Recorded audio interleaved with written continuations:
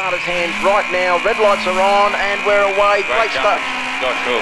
And also Glenn Scott got a great jump and will lead them down into turn one for the first time.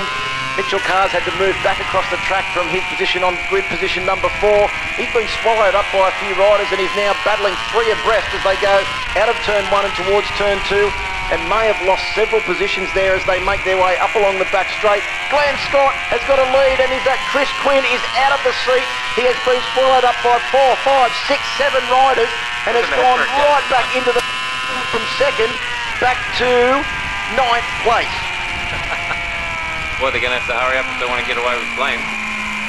Well, Glenn Scott has just put the hammer down and he is away. The first split. Looks like Josh Hook in 3rd place at the moment, battling with Levi Day on 57. It's also got an excellent start. So Levi Day has got away with the lead. Is that Mad Mike Jones trying to shoehorn himself up the inside? Just had to pull out of it at the last moment. Discretion, the better part of valour. First time on the left-hand side of the tyre. Only the first lap of the race. Got 16 and a half laps to go, Mad Mike. Don't need to do it all in one lap. That Honda of Josh's has got some horsepower. He's making the use of that Honda horsepower. So down through the Dunlop turn for the first time. Glenn Scott out onto the start-finish straight now. 1.5 seconds the lead at intermediate number 2. He's managed to take it out. It looks like a little bit more as they get around to 1.8 seconds as they come across the start-finish line. So Glenn Scott on the Glenn Scott Racing Yamaha YZF-R6 leads from Josh Hook on 34. Levi Day on 57. Mad Mike Jones in 4th place. No jump starts has been confirmed by our race officials. So that is really good news, Marty. Absolutely. Josh is going to have to try and get it all together here and get across to Glenn. He's going to have a bit of a battle on his hands if the guys out braking him. And what's happened there is Levi Day has gone up the inside. Well, Levi Day, as we said, one to watch in the wet and comes from Malala, so he's no stranger to very late braking. Yep. So Levi Day now up into 2nd place on 57. Excellent work from the South Australian. Mitchell Carr has recovered to 4th place. Looks like he's got the better of Mad Mike Jones, and Jones has gone back to 5th place. Josh Hook sitting behind Day in what's that, 3rd place at the moment. Can he use the Honda horsepower? Geez, I tell you what, he pulls up right next to him, but here comes Mitchell Carr. He's gone up the inside of Josh Hook, and Hook just goes back around the outside in the final. Yeah, the young boy. Obviously got a fair amount of confidence in the front end setup of the Honda CBR 600, and then goes back. They went pretty much level pegging, elbow to elbow, and Hook has now got the better of Mitchell Carr and goes up into 3rd place as they go through turn 1. They're just mucking each other around here, though. At the moment, Glenn Scott's just creeping away just because of what's happening behind him. Every time they make all these moves and just block each other. And well, the fact that Mitchell Carr and Josh Hook are having a battle meant that Levi Day's managed to pull a couple of bike links on them as well. But all that means nothing as they go down into turn 3, because Hook is now right back on the back end of Levi Day's number 57 Privateer Suzuki. So Josh Hook in 3rd place, Mitchell Carr in 4th, and it's Mad Mike Jones. Brady Waters is maintaining a little bit of... last lap is a second clear of Levi Day's. Well, and all of the riders in the rest of the top 8 are 19-second bracket. There is literally nothing between positions 2, 3, 4, 5, 6, 7 and 8. And Brady Waters and Brendan Clark, the 2 riders that we really need to keep an eye on at the moment. And Chris Quinn, back in 9th place, is certainly not lapping in the 19s, a 120.6 for Chris on the last lap as well. Lawrence Scood rounds out the top 10. Christian Casella on 16 is in 11th. Mitch Levy is in 12th place, and Adam Senior on 77 rounds out the field. Josh is up to 2nd. He's going to have to try and step it up and see if he can get away from these guys. He's got a clear run now, so hopefully he's getting a bit more confidence as spent some time on the bike in these conditions and try and get across to Glenn. Now the importance of, Marty, of trying to extricate yourself from that battle from 2nd, 3rd and 4th, so you can just concentrate on track position and doing good lap times to try and get over that big distance out to Glenn Scott at the moment. Pretty hard when you've got riders trying to overtake you everywhere. Well, it's easy in the wet to follow and step up the pace whoever's in front of you, but Josh is just going to have to try and find his rhythm, and he's got a bit of a gap here now, so hopefully he can put the hammer down. For the morning warm-up has obviously been going okay. because the bike's going very well. The big question is, and that's something that we don't know, is how is the tyre wear going? And Glenn Scott, how is he going at managing the tyre? Because we can see through turn 5, there is definitely a dry line starting to appear now. Yeah. You'll see as the race goes on, we've got 7 laps to go. He'll just start looking for water, try and cool the tyres down the straightaway. There's not much you can do through the turn. You're going to go for the water through the turn. He's going to try and get them as cool as possible on the straightaway. Look for a puddle or two, or just even on the wet tarmac. Well, Brendan Clark is now ahead of Levi Day, with Mad Mike trying to also find a way past.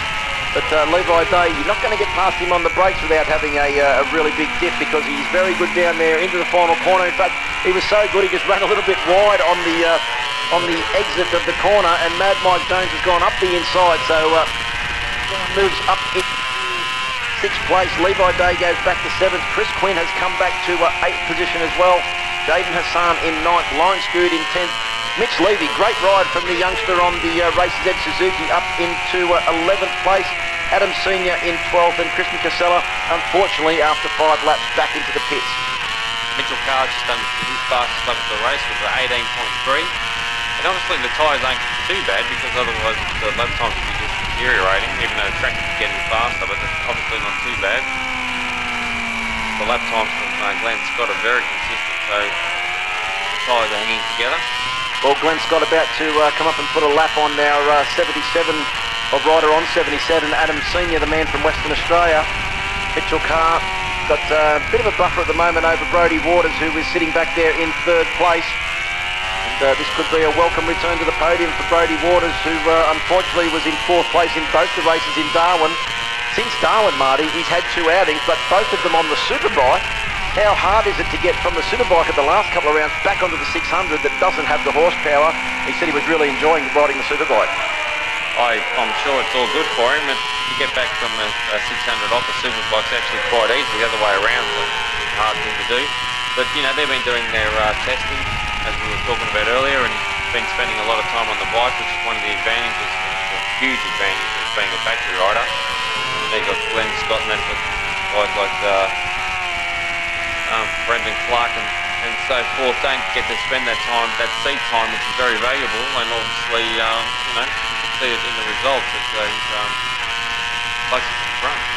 Well, while we're keeping our eye on our race leader, who's making his way up to turn 4 now, I'm also very interested in this battle between Lawrence Good, the Tasmanian, on 48, and also Mitch Levy on 68. The Super Stock Machine battling Lawrence Good, and they're having a ding-dong battle out there, and that'll be a good thing for Mitch Levy. 17 laps, but not riding around by himself. He's actually involved in a battle. That'll make them quicker as well. Yeah, a lot more fun. Seems like a long race when you're out there on your own. We've got 5 to go. Glenn Scott's lap time is so consistent. He hasn't varied much more than 2 or 3 tenths a lap. Well, the former Australian 125 Grand Prix champion, Josh Hook, in 4th place, is the reigning Australian 125 champion. He drops into the 19s. First time he's actually dropped into the 19s. Could that, Marty Craggle, be a sign that the tyres are starting to go off a little bit, or is he just managing his tyres with an 8-second lead over Mitchell Carr in 2nd place? That could be a bit of both. We'll be able to tell in the next couple of laps. Obviously, that's the first time he's been. That's 6 tenths off where he's been, so pretty much that's his difference, really. Now, Brodie Waters, Josh Hook, Brendan Clark and Mad Mike Jones in positions 3, 4, 5 and 6 all set their fastest lap on the last lap of the race. So Glenn Scott buttoned off just a fraction to try and make the tyres last to the end. The riders in 3rd, 4th, 5th and 6th, they're on the gas as hard as they possibly can, setting their fastest laps of the race on the last one.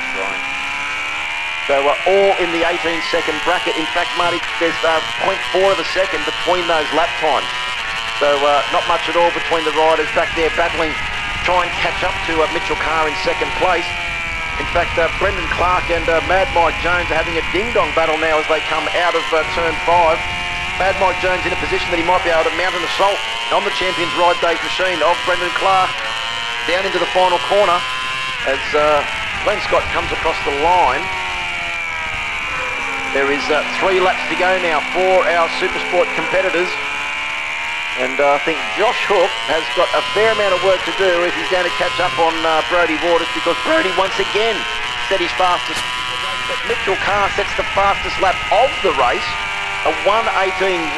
He's gone better than Glenn Scott's 1:18.2. Yep. So Mitchell Carr, I think probably a win is out of the question, but maintaining a good lead over Brodie Waters and Josh Hook seems to be the main aim of his race now. Yeah, he's got the guy on the board, and he knows he's got to have a good pace because Brodie's trying to step it up. Brodie's in the meat and the sandwich at the moment. So Brodie Waters trying desperately hard to maintain the distance to Mitchell Carr to keep himself in a position to launch an assault. Got to get past. Get the lapping in the wrong spot. Well, the only good news for Brodie Waters is that Senior is a very, very experienced campaigner, so we should be able to get past him on this next straightaway. Adam Senior will get shown the blue flags. He'll know exactly what to do, maintain his line, which is the important thing to do, and then the rider behind can find a way past, as Brodie Waters does now, down into the final corner. So, no difference in speed in these bikes, even though he's getting lapped. Look, no difference in speed at all. Well, Adam Senior's on a Honda, Josh Hook's on a factory Honda. Probably the one thing that's the difference there is that Josh Hook would probably weigh 10-15 kilos less than Adam Senior, who's a tall man. And Josh Hook, he's one of the new style of riders that look more like jockeys. And he makes even a 600 Supersport bike look relatively big.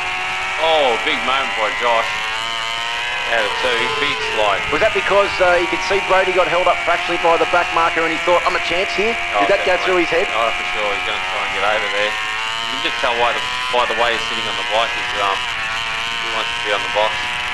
Well, Glenn Scott has got 6-7 corners to go now because he's halfway through the penultimate lap here of the 17-lap Supersport journey. So Glenn Scott comes around out of turn 5. Mitchell Carr set the fastest lap again on the last lap of the race, Marty. The first rider into the 17s. A 17.6 for Mitchell Carr. The triumph is really starting to come on song towards the end of this race. And Glenn Scott's only got to make one now, and Mitchell Carr could be right on him, even though the gap has come back to just over 6.5 seconds. Last lap forward for Glenn Scott. 6 corners of the Queensland Raceway to go to take victory in this first race of round 4 of the QBE Australian Supersport Championship. Of course, it is round 5 for the Superbikes here this weekend. The last 2 rounds haven't featured the Supersport entries. Their last round was at Darwin. In fact, my abacus tells me that's round 3 of the Supersport Championship. Not round 4. But Glenn Scott on track now to take victory. Mitchell Carr coming up the back straight. Brodie Waters, I think that's a pretty safe third place. The only person that can ruin it now. Such thing as a safe third place in this class, Phil? Well, it's probably about as safe as you're going to get in this. Behind him? It's as safe as you're going to get in this class, Marty, I think. With Josh Hook, what's that? Probably about half a second. The gap between them at the start of the last lap was nearly a second, but I think that's closed in a little bit now. Josh Hook has certainly mounted an assault on the last lap. And of course the Supersport riders will be down there for an autograph session very, very shortly, Marty. 12.50.